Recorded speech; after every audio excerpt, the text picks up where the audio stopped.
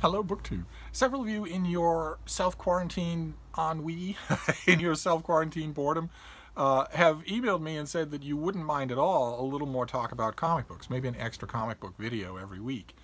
Several of you have said that you don't really have much of the way of concentration to do more than read your comic books. Because of the unforeseen mental aspect of this whole worldwide pandemic, which is that it's distracting people. It's causing people, diehard readers, a huge amount of distraction, so that to their horror, they're finding that they really can't sit down and read. When, like the rest of us, we've all just assumed that if some sort of thing like this happened, and we were all sequestered somehow, reading would be our solace. And instead, I've heard from so many people, hundreds of people by now, saying, no, it's just not happening. The most I can do is maybe search a word. I'm constantly refreshing my phone for new news. I'm constantly looking at Facebook, even though I shouldn't. I'm constantly looking at the news. And when I sit down to read, the most I can do is maybe reread an old favorite, or in the case of comic book fans, go back to my comics or my graphic novels and reread those. And quite a few of the people who have emailed me along those lines have been worried, just outright worried, and I don't blame you. And I'm here to tell you a little bit of reassurance in the midst of your bleak day. Reading will return. Books will return. That has not ended. That relationship has not ended. Don't worry. What you're going through now is completely normal. You are in shock. Your world has changed underneath you. And the deeper parts of your intuition are probably telling you that the change is much longer and more profound than upbeat news services are trying to shape it. This is major. This is history. We are living through an item that will be mentioned in the history books. And that's going to affect you on a human level. So it's understandable, but eventually you will get used to some of the new patterns of your life, and reading will come rushing back in, and it will be exactly the kind of mental solace that it always has been. Just, you have my word on it. But in the meantime, I thought we'd do another comic book video. And I thought that I would split the focus here. I want to talk to you about Comicsgate and the news. I haven't given you a Comicsgate update in quite some time. And I also want to show you a graphic novel, because I'm in kind of the same boat as a lot of you. Not entirely. I've got one foot in the same boat. Reading has not left me. And it bloody well better not, because it pays the bills, so it can't leave me. But I have found myself, for comfort's sake, going back to old favorites, going back to books and books in series and graphic novels that I would, in the normal course of things, in the way that you've seen it on this channel, where if I were getting 10 books in the mail every day, I might not have done, especially not with this frequency. And it's been great.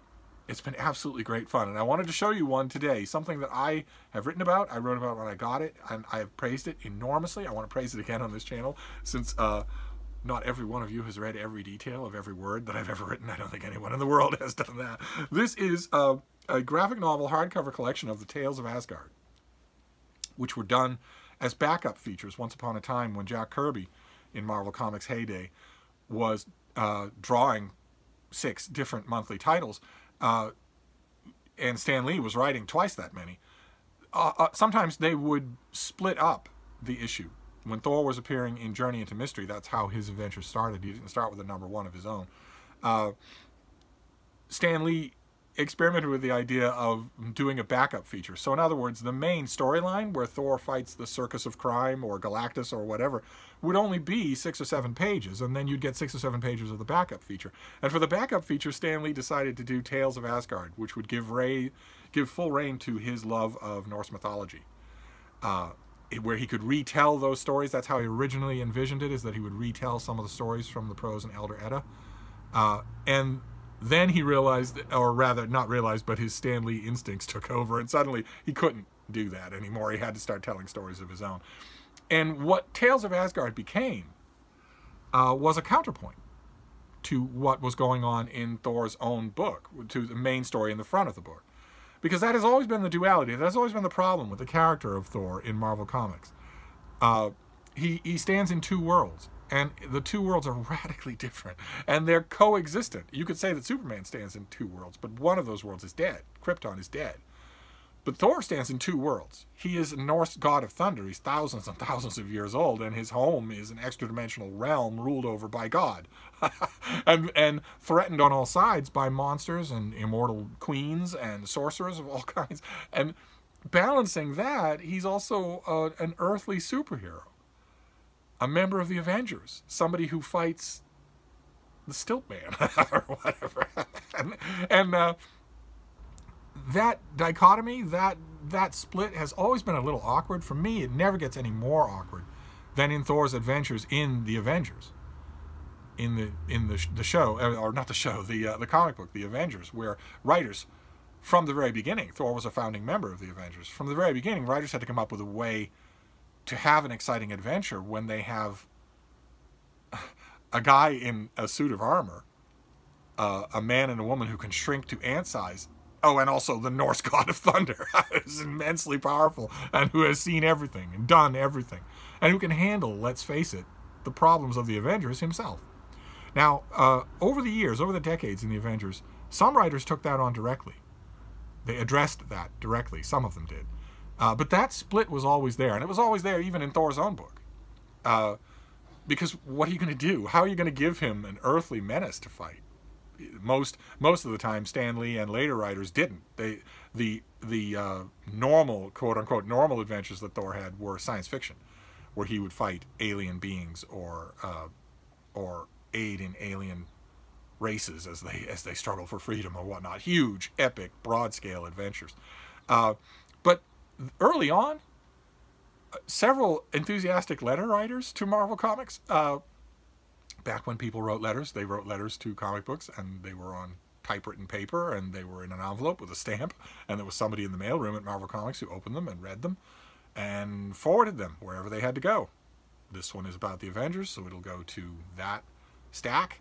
This one is about the Hulk, so it'll go to that stack. In the Journey into Mystery days, there really wasn't much of a creative team. It was all Stan Lee. And then, parceled up among different writers, or different artists. But a lot of those letters would get printed, and Marvel Comics got several vociferous letters from small-town Iowa saying, why don't you just make the split explicit and make the front of the book all of Thor's Our World adventures, and the back of the book, the Tales of Asgard stories, all of his mythological adventures, so that you don't have to ever have to worry about it. That advice was not taken. That particular lone voice crying out in the wilderness from small-town Iowa was almost never listened to. But Tales of Asgard metamorphosed into something incredible.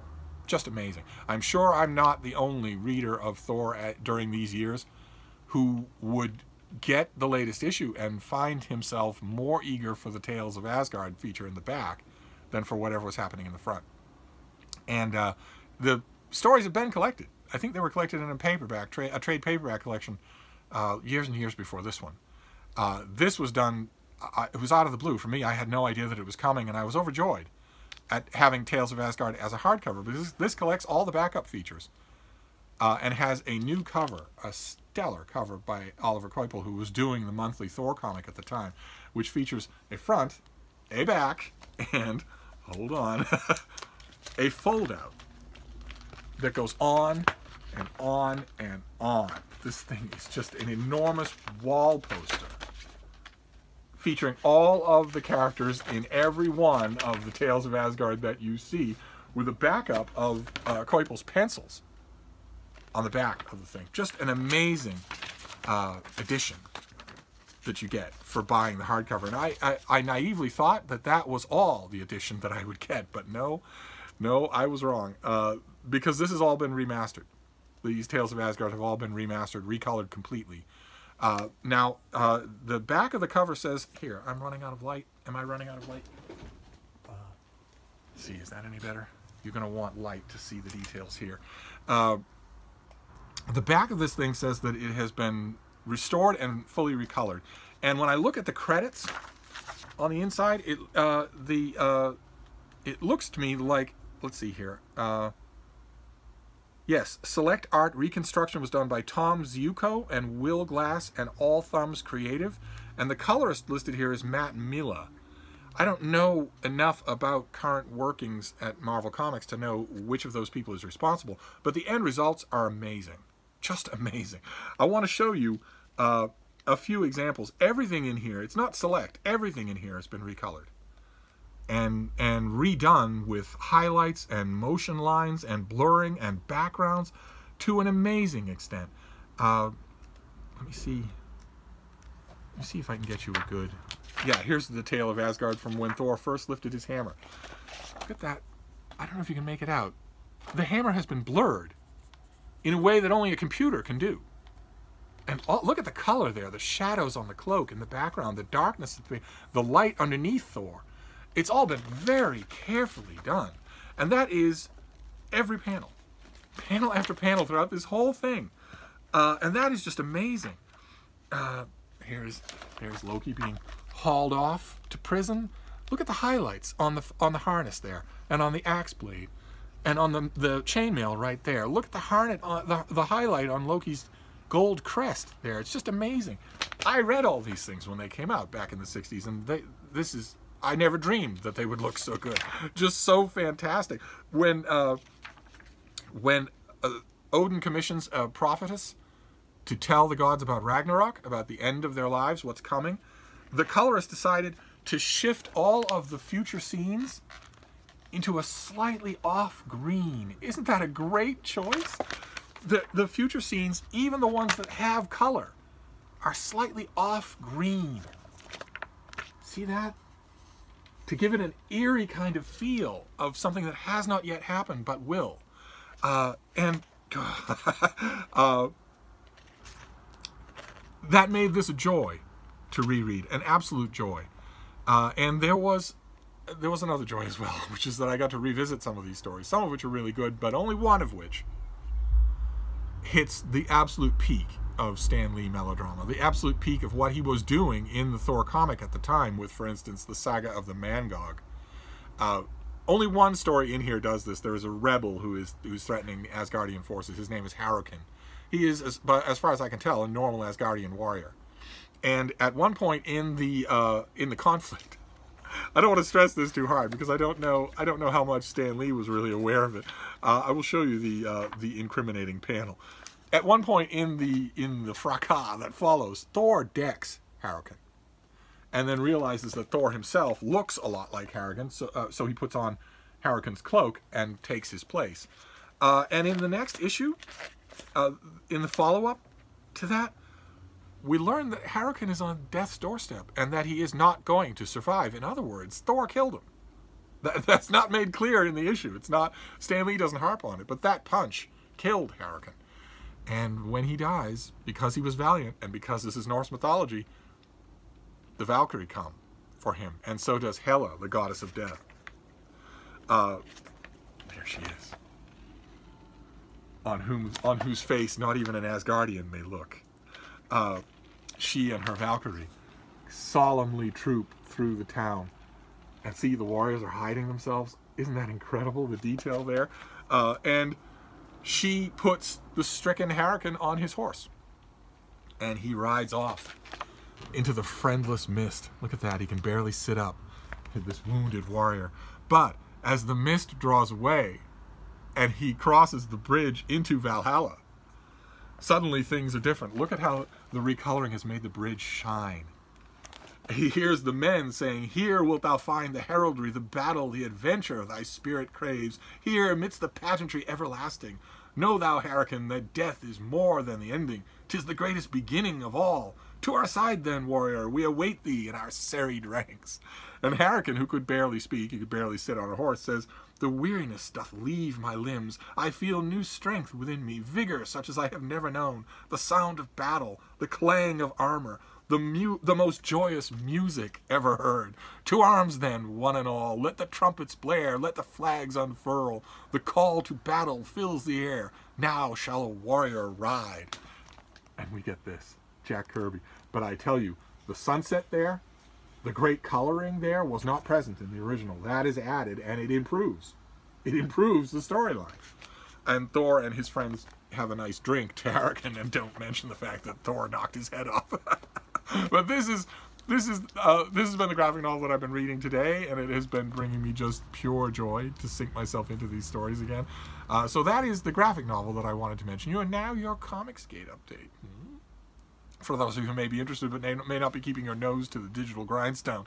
First of all, I should tell you what that is, what Comicsgate is. And to get the origin story, you have to go back a few years to a YouTube channel called Diversity in Comics, which was hosted by a guy named Richard C. Meyer, who took up the ideas that had been promulgated earlier by people like a YouTuber called Captain Cummings, or my fellow periodical writer, Douglas Ernst, who had been criticizing the infiltration of a so-called progressive left-wing political agenda into their comics, as they perceived it. But suddenly it seemed like, in addition to the ordinary fare in the Fantastic Four and the Avengers and whatnot, there was also a bit of political preaching.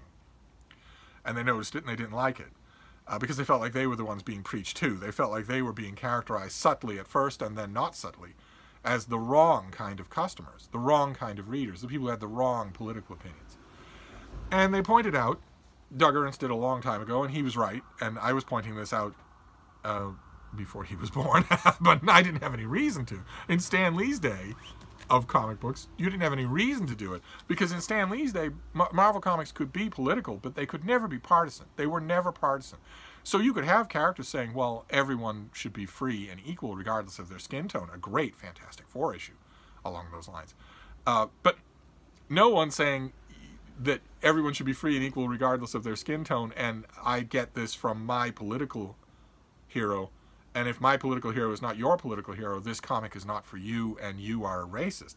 Not partisan. In other words, it was, let's state some political truths and have some politicians as villains, but not have any of our customers be villains. That would not have happened at all in any way. That was a crowning tenet of Stan Lee's philosophy about running a comic book. He used to tell people, he used to tell his creators, I'm not Mort Weisinger, referring to another figure. We'll get to Mort Weisinger in time. He used to tell his editors, I'm not Mort Weisinger.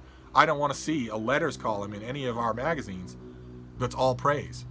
If somebody writes good criticism, if they just call you names, fine, ignore that. But if somebody writes in and says, I've been reading this comic since issue number 1, I think this issue had so-and-so out of character, and here's why, I want you to run it. And in the Stan Lee era, the very idea that that comic book editor or artist or whatever would take up a vendetta against the person who wrote that criticism, they'd have been fired in an instant. They'd have been fired at an instant. The Stan Lee idea about criticism was, you air it, you respond with your best counter-arguments. I really think you're being too hard on Herb Trimpe, he's not that bad an artist, or whatever. And then you finish up by saying, what do the rest of you think? That was the Stan Lee idea about how to deal with customers. And Richard C. Meyer, when he made his channel, Diversity in Comics, devoted it to criticizing the current trend of Marvel Comics. And he took the leftist political criticism of people like Captain Cummings and Douglas Ernst, and he added 2 crucial elements to it, as far as I can see. One was that he said, not only is there a leftist political agenda in these comic book issues, but the creators' willingness to espouse a leftist political agenda is the main reason they got hired. Not because they worked their way up through the ranks, not because they did fill-in issues for whatever, not because they were longtime Spider-Man or X-Men fans, but because they had the right politics. That was the first addition, the first stress that he made. And the second thing that he stressed was that the result was bad comic books. Not politically, not ideologically, but on the page, panel by panel. And some of his earliest videos, the one I first noticed his channel, are just damning panel by panel breakdowns of the ineptitude of these issues. At the time, I wasn't buying Marvel Comics. I hardly ever. I haven't bought a whole. I've not been a big Marvel Comics fanboy. DC has been the home of Superman and Superboy and Superdog and Supergirl. You get the point. And this is the Legion of Superheroes. That was my home turf. So I would dip into Marvel once in a while. I have a great number of Marvel back issues. Marvel older issues of Marvel Comics tend to reread better than older issues of DC. But at the time, I wasn't buying any of the issues that Diversity in Comics was tearing apart. And he was merciless, but not unfair. Because he was showing you the artwork that he was talking about. He was saying, okay, well, just in terms of perspective, this panel is a mess. Just in terms of character design, this character doesn't look the same from one issue to the next. This is just inept work. Now, he drew a connection between all of those things and infamously added a criticism to there was a group picture of a bunch of DC writers and editors and whatnot, and he added a criticism to that picture calling them fake geek girls, and roundly saying in video after video after video, he often makes multiple videos a day. I don't know what kind of a freak makes multiple videos a day, but he would roundly say over and over again that this is the reason why you were hired. You were hired for reasons that have nothing to do with your ability and everything to do with your identitarian politics and your willingness to antagonize a certain branch of your customers. And they hated him for it. Again, there was no way to look at his, regardless of what you think of his politics, there was no way for you to look at his panel-by-panel breakdowns of individual issues and not say, okay, well, he has a point. I mean, it's right there on the page. He has a point. That is terrible work. There was no way for you to do that. And likewise, no matter where you stand on whether or not he should have personally called out creators, whether or not he should have personally criticized creators, some of them for their identitarian status as trans or whatever, no matter what you say about whether you think any of that was right to do, those creators' response to him was all public. It was all on social media, and it was unbelievably unprofessional. It would have been unthinkable in the Stan Lee era of comic books. Just unthinkable. A writer going on social media and saying, if you don't like what I'm doing in this particular comic book, whether it's, you know, Captain Marvel or the X-Men or Spider-Man or Miles Morales or whatever, if you don't like what I'm doing in this issue, then you're a crypto-fascist and I don't want you to read it. Stan Lee would have broken ground speed records to get to that person's office and fire them. They would have been gone, just gone. I remember once upon a time, a very long time ago, when Roy Thomas, a writer and editor for Marvel Comics, who sort of stepped in when Stan Lee was stepping away, almost did that in the letters column of one particular comic, and he was read the riot act. Essentially, he was pretty much indispensable in the company at the time, and he was told that is unacceptable. Don't do it again. And the clear impetus of the don't do it again that he heard was, if you do, you're gone, no matter how indispensable you are. But these creators were apparently given complete green light by the upper-ups at Marvel, who were often added in their tweets, so that there was no way you could say that the editor-in-chief or his executive assistant didn't know what these creators were doing. They were involved. They definitely knew, and they didn't care. Apparently, they didn't care. And that gave the movement that coalesced around Diversity in Comics' channel, it bloomed in subscriber count enormously. And the movement that grew up around it came to be called Comicsgate. And the fact that his channel gained tons and tons and tons of subscribers and got so much traction in the comics field was one of my first indications that there was something there. You might get, if you start a channel like his and you want to misread him as being some sort of political partisan, I don't think that he's a political partisan. Let's just put it that way. I've watched every video he's ever made. I don't think he's a political partisan. Let's just put it gently and say that. But if you can watch his videos and think that and like them for that, okay, that might account for 25,000 subscribers. 30,000 subscribers, maybe. But if you're talking about comic books and only about comic books, you're not going to get any higher than that just on political partisan, just on blue versus red. And his channel did. It got 10 times that many. And that, when I saw that, that was my first indication, okay, he's tapping into something here. There are quite a few comics fans who agree with him. They might not agree with everything. God knows. I went through a long period on his channel where I thought, why are you saying these things? Why are you doing this? Your criticism is fine, but why are you couching it in such personal and abrasive terms? You have to know you're shooting yourself in the foot. You could get a dialogue started. Maybe I was wrong about that. The subsequent behavior of the creators that he was attacking leads me to think they're not big on dialogue, so maybe he knew what he was doing. But at first, that was what got my attention. And one of the common refrains among the professionals who were criticizing him, again, openly, on social media by name, a disgruntled fan. That's all he was a disgruntled fan, and yet they started hate mobs against him. A subject about which I know something, so I naturally felt a little sympathy. One of the things that the creators always brought up about him was that it's easy for you to carp from the sidelines. Try being on the front lines, creating a comic of your own, and then see what happens. See whether or not you can deal with all of these things that you're catching if you had to do it yourself. Try putting a comic book in stores yourself, and then we'll talk. And he decided to do that. He decided to make a comic book, crowdfund to see whether or not there was any interest. There was an enormous amount of interest, a gigantic amount. It made him a wealthy person. In very little time, it made him a wealthy person. That was the second thing that got my legitimate attention, that made me say, okay, it doesn't matter if a couple of the details of his presentation rubbed me the wrong way. This is now interesting.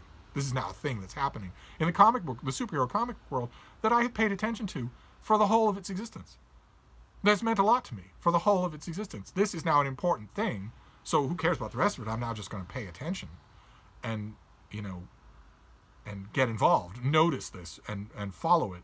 And things looked on track. He developed this enormous, the financial and numbers proof of this enormous backing for his project. He created a comic book, a superhero comic book, that he got the interest of a publisher, Antarctic Press, who were going to publish his book. It would have been distributed by Diamond Distributors back when they were in business. It would have been distributed for sale on racks in comic stores back when they were in business. And then he would have had a chance to do exactly what spiteful comic book fans, comic book pros, had been urging him to do for over a year, which is put your money where your mouth is, put a comic in stores, and then we'll talk. See what kind of reception you get. And it looked to be happening, and then something happened that caused Antarctic Press to change their mind and void his contract, to cancel their deal. And there are enough chips on the table to lead someone, an objective observer, to think that maybe that something was an interference by the comic book professional Mark Waid, who we've mentioned on this channel a few times, who seems to have interfered with Antarctic Press and caused them to back out of their deal with Richard Meyer. And that was one of the reasons. There were a couple of others, defamation as a white supremacist and that sort of all sorts of stuff like that, or other things. But that was one of the main reasons that caused Richard C. Meyer to sue Mark Waid for tortious interference. And that lawsuit is ongoing and has hit one roadblock after another. One of the roadblocks was that one of Mark Waid's principal attorney, Mark Zaid, was also up to his eyeballs in the Mueller report, in the impeachment trial of Donald Trump. So he was, to put it mildly, distracted. And now the whole country is in lockdown because of a pandemic. That's another roadblock. A lot is riding on the outcome of that lawsuit, but maybe a lot less than has ever been true.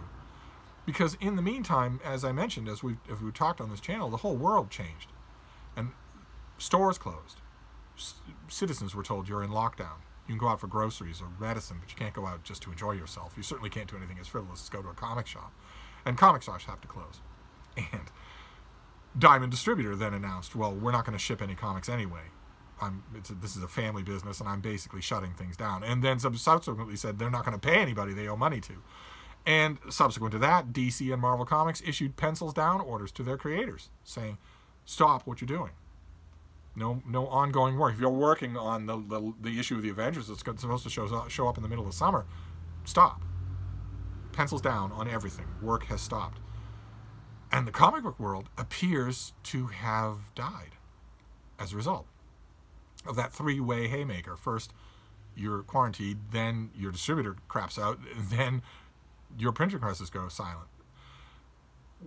People have pointed out, I have pointed out on this channel, that it doesn't take long for people to de-habituate from the idea, for instance, of going to your comic shop on Wednesday and getting the latest issues of comics.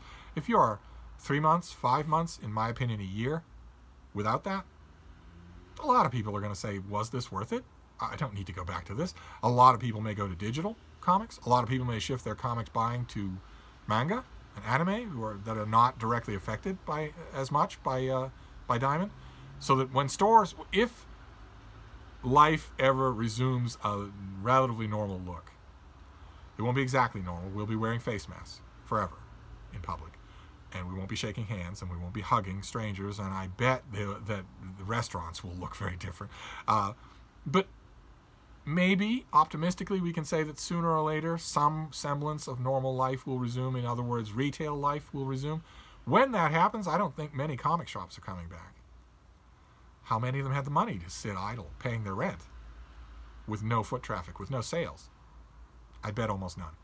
The ones that I know here in Boston, I don't think so. I don't think so at all. There's one example that I know where the comic shop owner actually owns the building and always had a dream of having a comic shop and used the retail space on the first floor for that. Something like that. Maybe you'll have cases like that. Maybe the big chain or heavily indemnified comic shops in New York or the chains in the Northeast maybe will survive. Depends on how long it goes. But those three things have combined to radically change the shape of the industry. All of a sudden, in other words, all of the arrogant professionals who were on Twitter all day long calling Comicsgate a hate movement and a little hive of Nazis are now out of work. And their Twitter streams in the last few years have made it abundantly clear that they aren't really employable elsewhere. It was either this or nothing.